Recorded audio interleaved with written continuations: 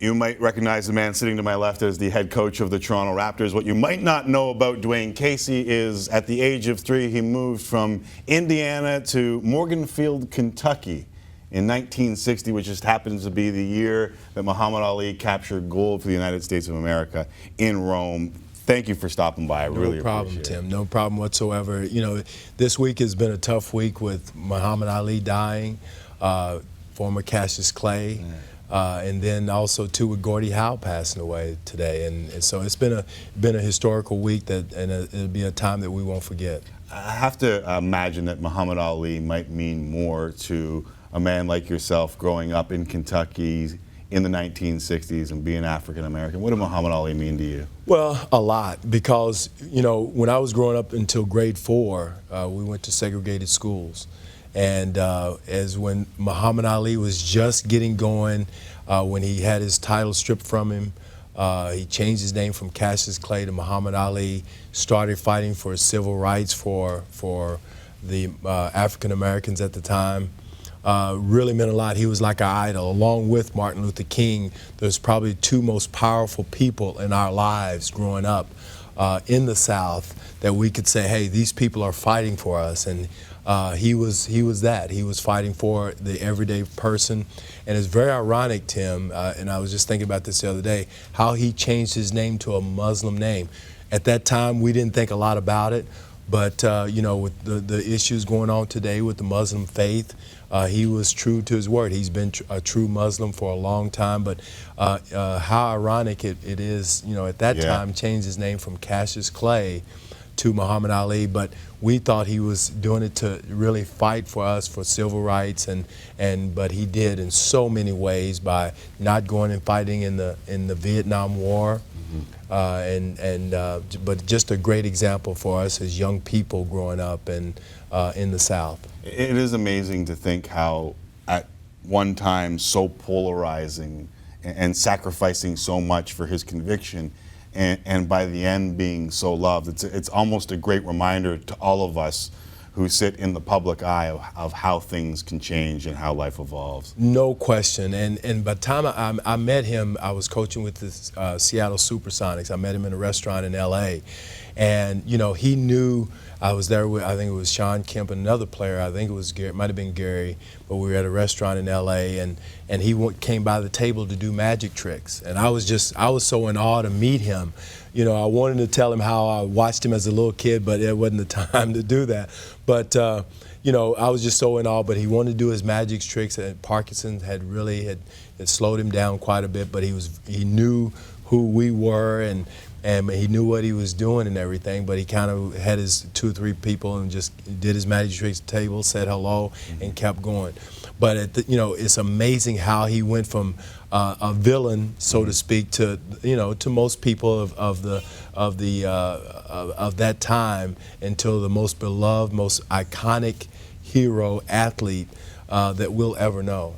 How much did he change or help evolve Kentucky? When you went to high school in Kentucky, you played at the University of Kentucky, which didn't have black players until I was number 6. Yeah, I was the 6th black athlete, black basketball player to play there. He meant a lot, and he changed it just the fact that, you know, but at the time, everybody, you know, Ali meant braggadocious, but he backed it up. Right. But you know, he was flamboyant, but he backed it up. So we, you know, he was a symbol for us, but everybody was saying you don't want to be like Ali because he bragged a lot. But he meant so much because he was a champion. He won. Everybody from Kentucky recognized him because he was from the state. Yeah. They claimed him. But you know, at the time, he just kind of opened the door. Here's a black athlete who's doing great things from the state of Kentucky.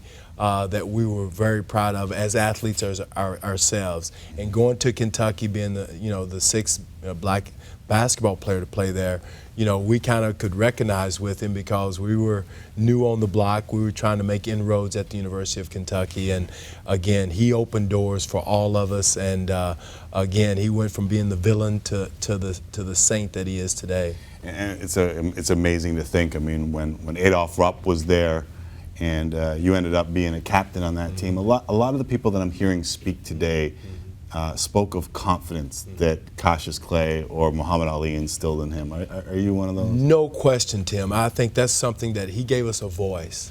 He gave us the confidence to say it's okay to be confident, to speak out, to look people into the eye and shake their hands, you know, to talk to the media. He was great with the media. The stick that he had with Howard Cosell at the time was unbelievable.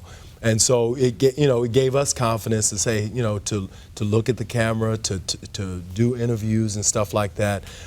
It was great, and it was amazing because of the fact that all of his fights, you know, were on ABC at the time. It wasn't pay-per-view, so we were able to see all of his fights.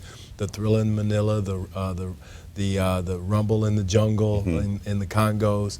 So all those things were a big part of our lives growing up. But again, it gave us a huge amount of confidence as young men to see someone like that be successful, be a little braggadocious, but back it up. How often in a Kentucky schoolyard did Dwane Casey do a little? As soon as his fights were over, I'd go out in the backyard and pretend to shadow box and all that. I think all of the guys my age did that, and we could thank Muhammad Ali for that. I'm not sure a legacy quite like Muhammad Ali's can be defined. Maybe it's inward. What is Muhammad Ali's legacy to you? Well, to me, it was a man of conviction, as you said, Tim. A guy who gave up his prime years. I think it was 25 or whatever it was when he decided not to go fight in the Vietnam War. He believed in that. Again, he changed his name. He changed faith from a Southern Baptist to a Muslim at the time. So he was a man of conviction. And to go all these years of staying with his convictions, staying true to who he was, that would be a great legacy to all of us. And then on top of that, being a great athlete.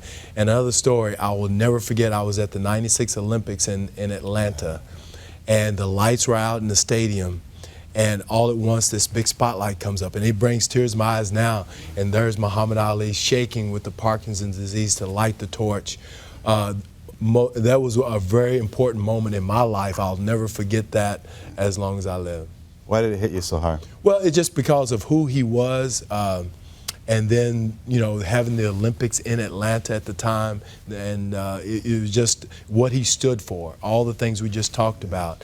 And here he is. He was most revered, you know, the villain at the time, when he was in his prime, to now here he is lighting the torch with Parkinson's disease, fighting a new disease at the time that people didn't really know a lot about.